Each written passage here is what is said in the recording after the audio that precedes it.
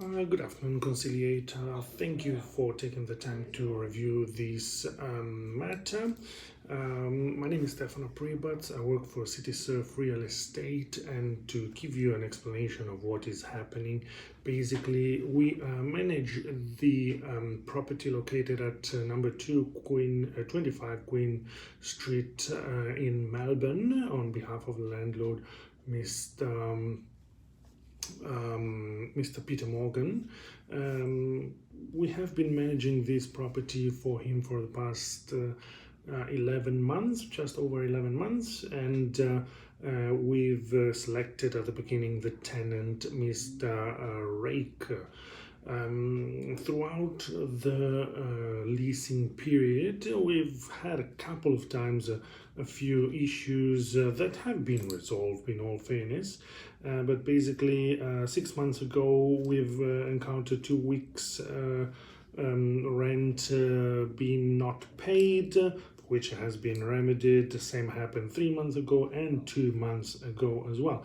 Now, most recently, again, this issue occurred. We're now exceeding 14 days in rent arrears, and we've also not been successful in retrieving this money, B, not even being able to communicate with Mr. Rake, trying to get an understanding, find a solution before getting to this point, which in all honesty we tried in the best way to avoid, but given the circumstances, we have now to follow our landlord's advice, which is basically to receive the full payment of the rent arrear, as well as not continue with the lease. Therefore, following the Residential Tenancies Agreement,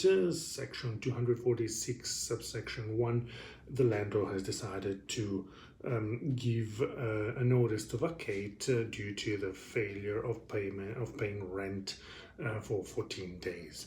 As an evidence, we brought all of our honest tentatives to try to come to an understanding before coming here, and basically you will find here in the document I have prepared the emails that we've sent, the testimonies that we've gathered, mail that actually has been delivered to his house.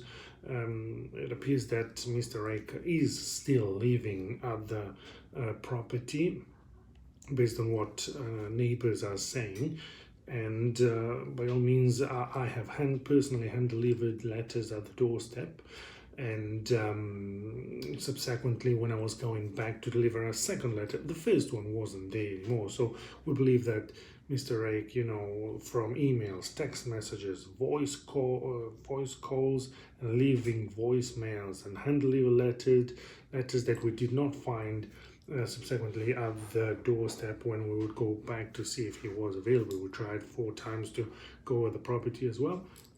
Every time there was no successful reply, no return. Everything went a little bit silent, and that's where the landlord has decided to take this course of action.